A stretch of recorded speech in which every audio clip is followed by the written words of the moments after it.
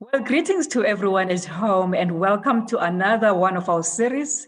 I'm very excited about tonight because we are speaking to a very, very, very powerhouse of a woman. And I am particularly excited because she speaks about things that are very pertinent to us as women. It's those toolkits that we don't talk about. And, you need a sister to actually sit down with you and say, and coach you around these things. So today we are talking to an author of a book called Stand Out. Her name is Carol Kinsey Gorman, and she is a writer. She's an international keynote speaker. She is an executive coach, and I know her because of her affiliation with the World Business Angels Forum, where she is part of the coaches and the mentors that are part of that.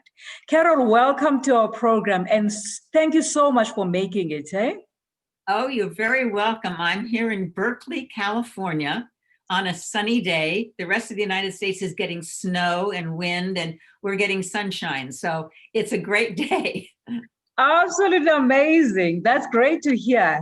Carol, before I start with you, you said in one of your articles, you said when people think about leadership presence, you can see around the room as you're about to give a keynote speak that people all of a sudden have a posture and they correct how they're sitting, but it literally lasts for a few minutes and people just go back to what is the norm. What is that about? What have you noticed in your talks?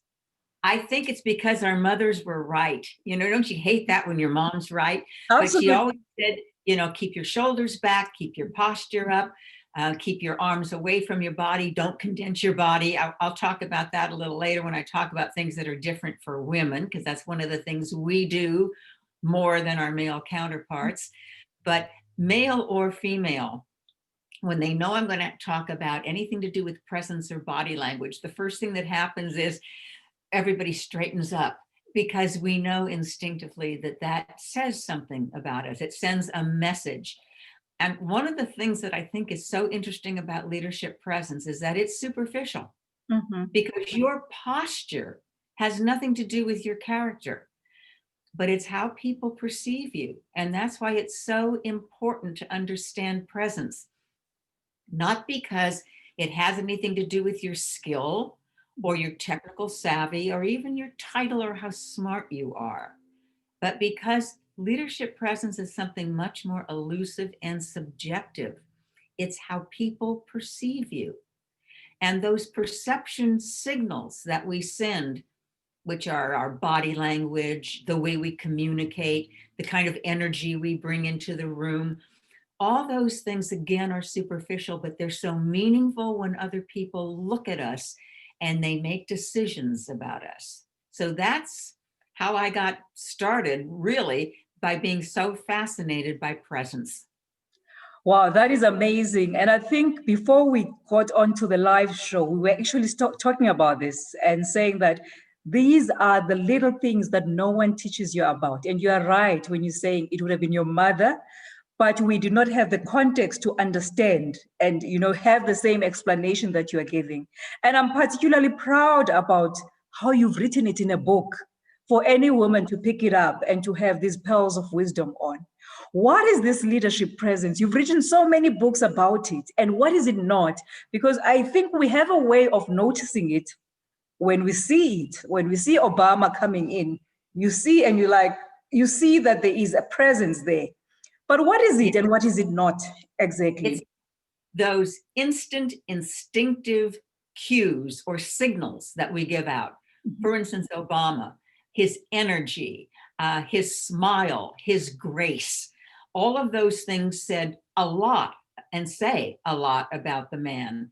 How articulate he is, that says a lot about his presence. Again, like Obama, we have a choice about how we want to be perceived. And when I work with a female or a male, but particularly a female, my favorite clients, the goal isn't to get her to fake something that she isn't.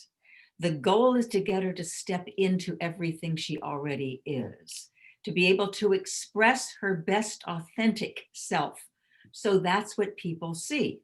So if we go back to posture, I'll give you an example. Let's say that you habitually slump. I mean, that's just the way you sit. You've always done that. That's not the real you. That's a habit you've gotten into. And it's a habit that probably doesn't serve you because it makes you look less energetic, less confident, less there, less present. So by creating another habit like good posture, you're not faking something, because that's no more fake than a slump. It's just that's the best part of you. And that's what I help people express. Wow, that is amazing. And I think what I'm picking up from what you're saying is whether we're talking or not, we are communicating with the world. So whether through posture or what we give out as the energy, we are communicating. And we always need to be aware in order to correct what we're communicating. Absolutely. And in person, we have 7 seconds to do that. Now, that doesn't seem like a long time, but in 7 seconds, you can choose how you want to dress, how you want to walk into the room, how you want, what kind of facial expression you want, the kind of eye contact you want to make. If you want to shake someone's hand and do that wonderful thing, when we're allowed to do this again, that wonderful, powerful cue of touch, that all sorts of things are those first gestures, all of those are in our control. When we're on a Zoom meeting, we don't have 7 seconds. We have about 2/100th of a second. We have an instant impression that we give out. And that has to do with that initial expression, because that's mostly what people see right away. And we judge each other's state of mind and state of emotion by that initial expression. So it's very interesting to see how these cues translate from a virtual back into a real world situation. That's incredible, Carol. You, in your book, you talk about the 5 C's of presence. Would you care to maybe explain a little bit about the 5 C's, what they stand for, and then maybe we'll go into some discussion about them? Sure. Credibility, confidence, coping, connection, and charisma. Those are the 5 qualities that when you express those innate qualities that you have, when you express them, people judge you, they evaluate you, they see you as the leader you really are. So again, just to say, it's not about pretending or faking those qualities, but rather about learning how better to express them. So let me give you some examples. Start with the first C, credibility. You can be authentically knowledgeable, innovative, and skilled, but that doesn't necessarily guarantee that other people see you as the credible leader you truly are.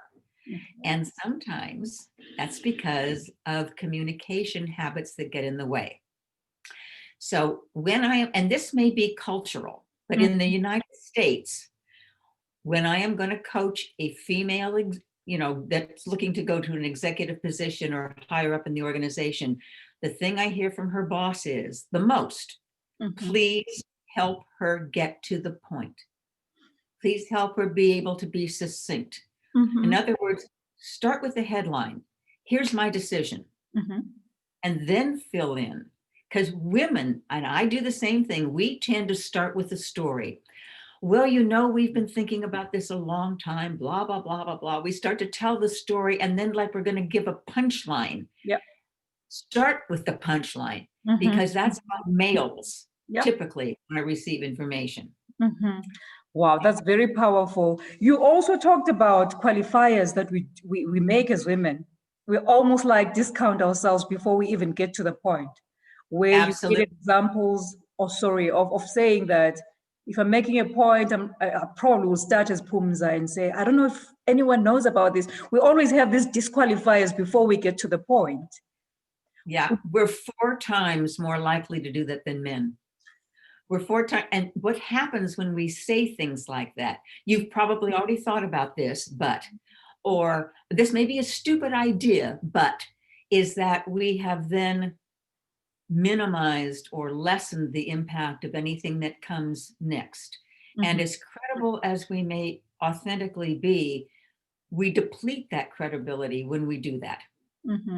What do you think causes that, Carol? Because it's always what I get across. I mean, if I'm coaching women or I have mentees as women, there's always that of playing small. And I don't know if it's a psychological thing that, you know, we are wired as women, because we always tend to think or view ourselves as lesser off in any kind of discussion, and try to always qualify what we say.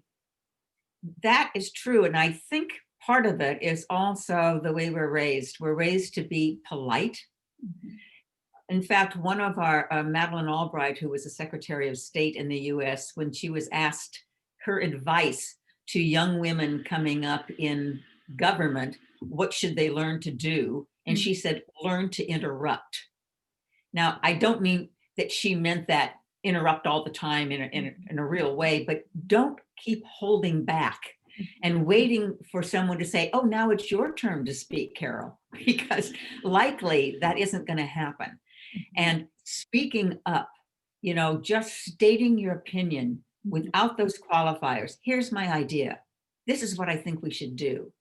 You know, those kinds of statements are going to make you look as credible as you authentically are.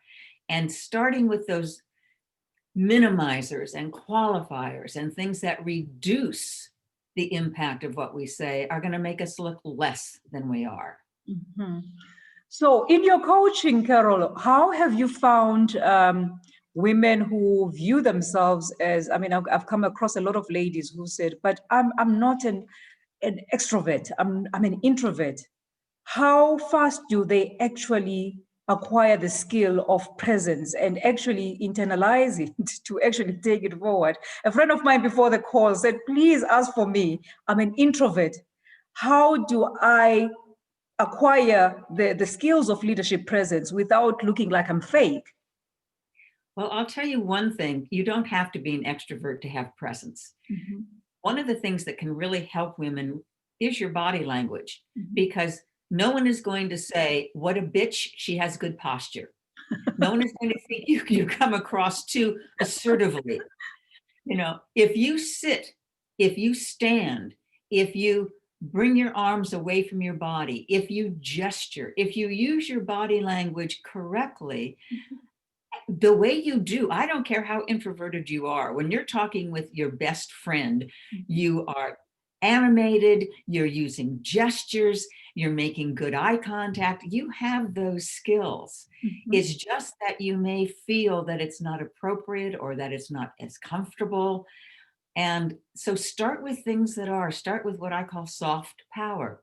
Start with nonverbal cues that simply, you will feel more confident if you put your body in more confident poses. There's that body-mind connection that, you know, they don't live on separate blocks, they live together. So when you're depressed, you slump. And when you feel good, you expand. But if you expand your body, you can trigger those corresponding feelings of feeling good and confident and great. So there's a lot of things you can do. And certainly beginning a statement with a statement without a qualifier, you can do that as introverted as possible. You know, I think introverts get a bad reputation, and they can be just as powerful. They may have their power in other places. One of the C's, but just so we skip into that for a second, is on connection. And introverts may be amazingly powerful in their skill with connecting with people and showing empathy and warmth. And boy, today in this crazy, you know, COVID world that we still live in, and even when we get out of it into a more hybrid world, we're still going to need all the empathy and connection and understanding that one human being can give to another. And if that's your introverted skill set, or that's a powerful thing to have. So you don't have to be something you aren't.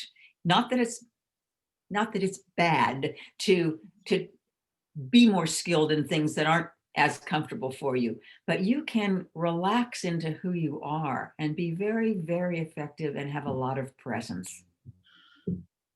That's powerful. So on your book, you also dedicate a chapter to saying leadership presence for women. Yeah. Implying that it's different for males as it is to women. It is really different for women. When I started coaching males and females, I saw this all the time, that there were many things we had in common, but we face unique challenges, and some of them we can't control. Unconscious bias is one of those things. That shows up every time you do a global study of both men and women, by the way, and ask them quickly, draw a picture of a leader. They almost always draw a man. And this was true even in Germany, where their leader, Angela Merkel, is a female. So even when there's a presence of a female leader, we stereotypically, unconsciously are biased to thinking of leaders as men. That's different for women. Wow. But we also have a lot of different and unique qualities we bring. We are better at connecting and empathy, which is why we make great collaborative leaders. And that's a skill set that most organizations around the world that I've been working with, I do a program on collaborative leadership, and you know what they call that? The feminization of leadership. Okay. Because those are the skills, that connecting, that inclusion, that collaborative leadership style that women more authentically and readily bring to the table. So when I coach women, I may be coaching them like you in upgrading their confidence signals. But when I coach men, a lot of times I'm coaching them in upgrading their empathy and connection signals. Wow, that's powerful, eh? And that's so poignant. That's really where the crux of the matter is.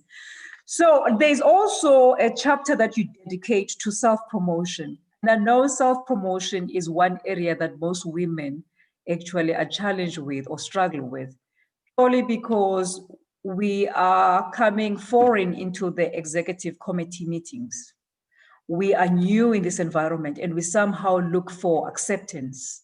And you are few and far in between the tables. So what do you make of self-promotion and how can we do it without being over the top? You know, how do we do it in a way that still passes the message that, you know what, I've done this and that and that, and I'm credible and so on? Well, let me start with one of the internal barriers that we have. First of all, going back to how we were raised, being polite, not interrupting, you know, those kinds of things, that really shows up in self-promotion because we tend to think of it as, oh my gosh, I don't want to use my friends. You know, I wouldn't ask them to do something for me like that. I don't want to be seen as that pushy person. I mean, so we have an inbred resistance to it. We also fall victim to the imposter syndrome differently than our male colleagues. Anybody can feel like, oh my gosh, if they really knew me, they would never hire me for this job, or I'm in over my head, or this is, boy, I don't know if I can do this. I may be a fraud. Maybe people really found out about me. People have those feelings, whether they're male or female. Women tend to let that impact their career more. There was a study at Hewlett-Packard here in the US that said that if there are 10 qualifications for a job and a man has 6 of them, he'll apply for the job. You think, I could do that. I'm pretty much there. A woman will wait until she has all 10.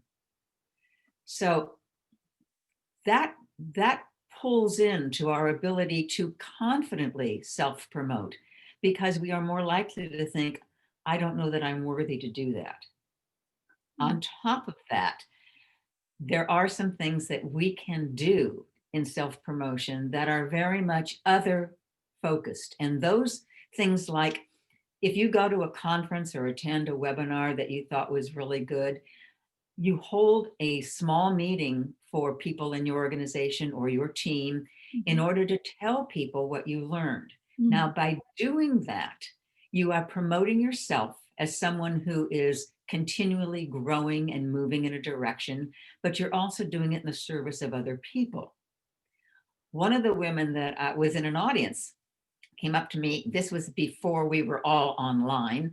And she said, you know what I've done? She said, I put a small picture of myself under my signature in my email. And all of a sudden, just from that, people recognize me, people know me, people I don't even know, but I've been sending out emails and they will know me from that little picture. So there are ways, there are subtle ways to self-promote, but if you don't do that, if you don't believe that you are good enough or worthy enough to simply state, this is what I've done, this is what my team's done, I'm so proud of them, do it in a way that brings in other people.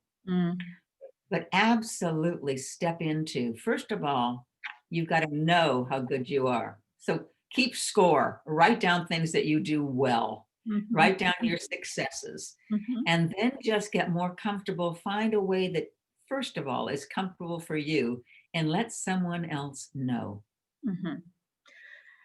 Carol, when you listen to all of these nuggets of wisdom, there's a space where women know about some of this. But somehow there seems to be this psychological barrier of you see them thriving and taking on some of the coaching feedback, and somehow they always regress back to their norm, to their natural. Have you found that in some of your coaches, and how do you bridge that? Because you feel like confidence is something that comes up, but somehow we always, regress back to what we were before. What is that? It's very difficult to make a change. And I think we sometimes get the wrong perception. Well, if we just knew, we would do it differently. Yeah. And that's not true. A habit, doing something habitually until it becomes more and more and more a part of who you are authentically without even thinking about it. Like going back to posture, just remembering to sit straight. Knowing that good posture sends good messages is not enough. You have to do it. And if you habitually do something else, you've got to do your good posture habit over and over and over. Now, I find that in coaching, people need more support than they know, and then perhaps I even knew at the beginning. That they need to be able to check in with you. They need to be able to say, this is working, this isn't. They need a place to reflect and come back. Otherwise, the first time they try something and it doesn't work magically, they're going to think, oh, well, that didn't work, I'll never do that again. Instead of saying, what was it about that that made that so uncomfortable for me, or gave me that reaction that I didn't want? So I think we all need to know that it's a process. It's not a one-time fix. It's not just know the difference and you'll be the difference. It really is step by step by step, which is why it's really nice to acknowledge and reward small wins. If you wait until you've got that promotion to pat yourself on the back, that's a long time perhaps to wait. But if you say, oh, I just got off that phone call or that Zoom meeting, and I looked pretty good. I remembered to wear something that was bright, so I stood out. I remembered to stay on camera, because you can't have presence if you're not present. I remembered that when I'm on camera, I need to know that I'm on camera so I don't do something embarrassing. There's a lot of funny stories about that, so I am there. I need to pat myself on the back. I need to, make myself a hot chocolate or a cappuccino or whatever I think is sort of a reward drink. I need to do something to say, atta girl, you did that really well. So, Carol, I know you're also an advocate for women, for empowerment of women, for the progress of women. And I know in your personal life, you do a lot of coaching and support for women. Tell me, what inspired this book? Because I know a lot of the other books were more precise around leadership presence. This time around, you say stand out. What Yes. changed this particular time and what inspired this book? I think it was the fact that a small change can make a huge difference. I met a woman who was on the leadership team for a government agency in one of the states, the United States. And she was like most women that I work with. She was smart, she was savvy, she was trustworthy, she was articulate, she was wonderful. And yet, when they did a survey for trustworthiness in her organization, she got really low scores.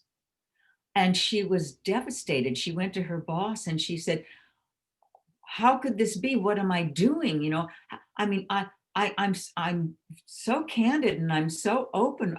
How could I get these kind of low scores? And her boss said, you know, I'm not sure. He said, but maybe we need, just don't say your idea. Tell us how you got that idea.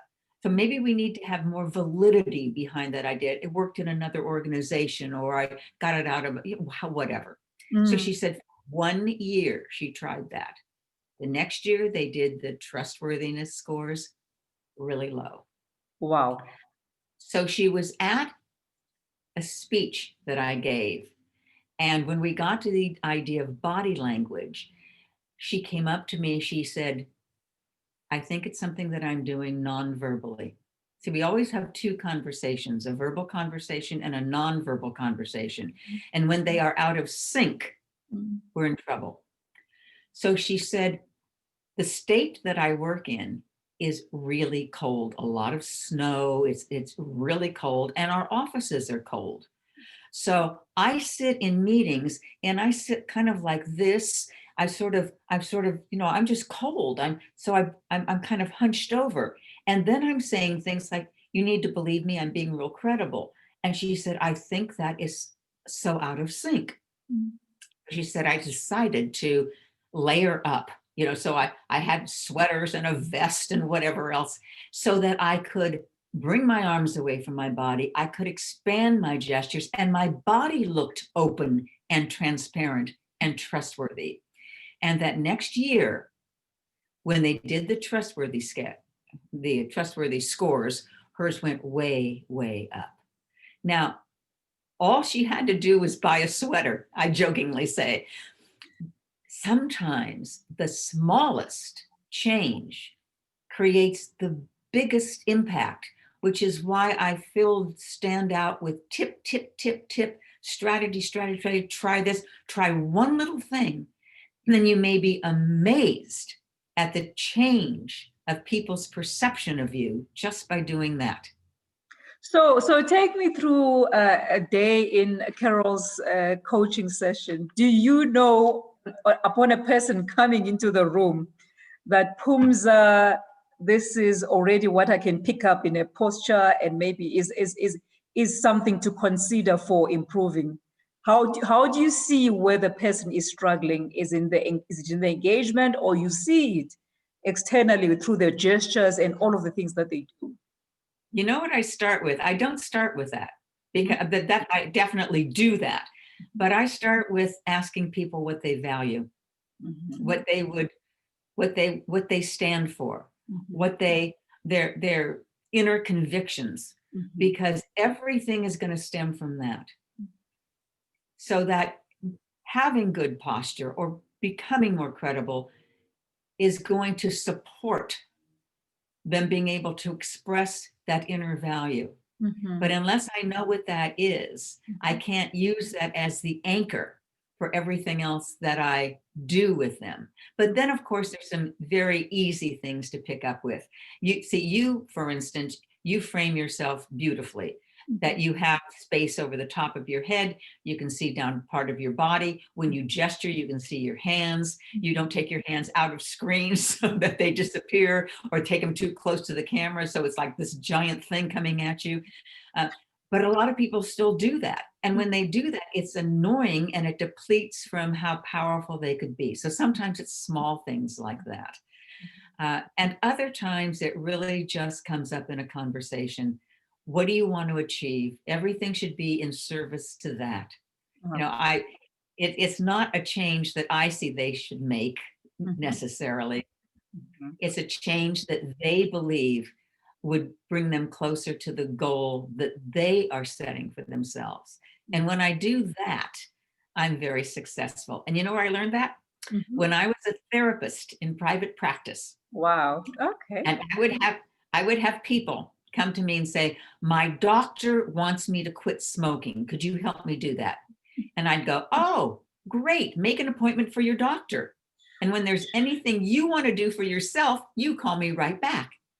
Because people don't change for their doctor.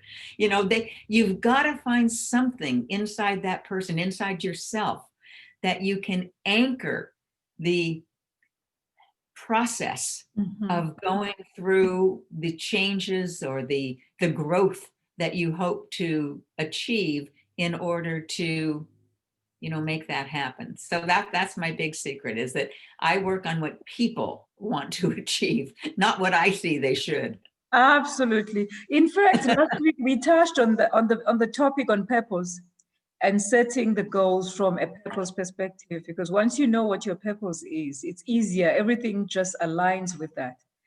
Yes. Now, you mentioned, I think, a couple of times, the difference between the online presence as well as the physical presence. Yes. How do you show the credibility online? How do you show, the communication? And I'm asking this because we had a meeting with a colleague, and the colleague was offended because I cut him off as he was talking. And I think in that context, it was an audio kind of setup. So we did not have videos, we did not show pictures. So I'm not able to see that someone is still, they spoke and they had a full stop. And somehow they wanted to continue, but I was not aware because we are all not in full view or in picture. We're not showing the videos. How different is that physical presence to the online presence, and how do we display that better? It is hugely different, because even with this much of our body showing, we are losing all sorts of cues. And the more we take away, when we take away the image and we're on a teleconference like you were mentioning, it's even harder because we don't know.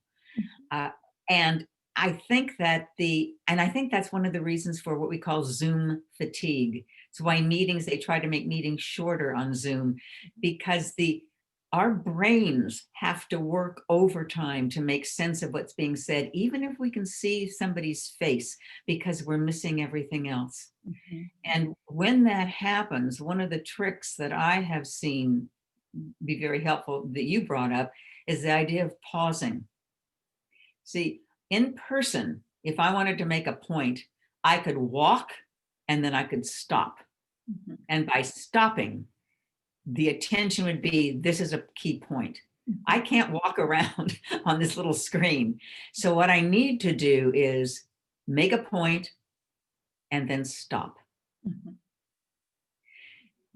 It's really tricky to take cues that we don't have and try to supplement. So a lot has to do with our tone of voice. A lot has to do with the fact that, and I notice you do that authoritative arc very well. That's when your voice starts on one pitch, it rises, and then it comes back down a little lower. Unlike some women who still speak up as if they're asking a question every time they make a statement. And that totally kills your credibility, in person or online. But online, because the voice now is going to have more impact, since it's one of the few cues we get, it's going to make a stronger negative message. Wow. Carol, I'm just enjoying the interview. That's why I keep on asking, and we had agreed to make it as short as possible. But I think as a take home for me, a lady asked about your book, and they asked, is it something that I should get out? I said, from a sister to another sister. This is that sister that we needed from a corporate perspective, that needed to sit us down and take us through all of this. So I think to the viewers and the listeners, the Standout book is really amazing, especially for women. it is really that sister to sister talk that we all needed, and we sometimes do not have coaches or mentors, but it really has all of the elements that no one speaks to you about, because people will tell you, they will affirm you, they will talk to you about a number of things, but people will not project and tell you where you also maybe need to improve on. So what has been the feedback that you're getting around the Standout book? Because it's been phenomenal for me, and I follow you. I follow your newsletters. So I keep on listening and learning. So for someone who's wanting to find the book, where do they find it firstly? And how do they follow you on your talks and all of the other things that you're doing? Sure. Well, the book is Stand Out, How to Build Your Leadership Presence. Kogan Page is the publisher in the UK, so you can go there. Amazon is where a lot of my readers have gotten the book. I have gotten tremendous feedback, and I think it's because, as kind as it is of you to say that about your reaction, that's exactly what I had hoped. That's exactly why I wrote the book. Someone once asked me for a short definition of leadership presence, and I said, it's what people say about you after you leave the room. Absolutely. And I wanted to bring that conversation, what I heard as a coach, so that I could help people and they didn't have to wait to try to figure out what people were saying about them after they left the room. It's amazing work, Carol. It's written so simplistically. You explain it so well. And for such a complex subject, because it's difficult to actually explain to someone the cues, you've made it so simplistic. And I really would urge anyone who's a lady, who's in the leadership position, or you aspire to be a leader, to really, these are the tools. These are the tools that we never had. I mean, we had everything that was masculine, that was telling us about taking your power, but never from a female perspective to teach us all of these elements. So with that, Carol, I'd really like to thank you for making the time and for availing yourself and for always being approachable. And thanks for making the time for the interview. I don't know if you have any last words of maybe that you'd want to share with the rest of the listeners. I just want to reiterate what I started with, which was that leadership presence isn't something that you fake or pretend. Women especially need to know how good we already are, you know, what good leaders we already are, and just step into that knowing that it's expressing those qualities. It's not pretending, it's simply expressing. So you start with what you believe in, you start with your values, and then you express yourself to the best of your ability to align other people's impression of you with your best authentic self, because that is plenty good enough. Well, you heard it from the horse's mouth. Stand Out is the book to start the year with. If you really are making those goals, make sure that you have the tools. Stand Out is one of the best tools I've come across yet. Thank you very much, Carol, and you must have a beautiful day further. Thank you so much. It's been my pleasure. Thank you. Thank you. Thanks.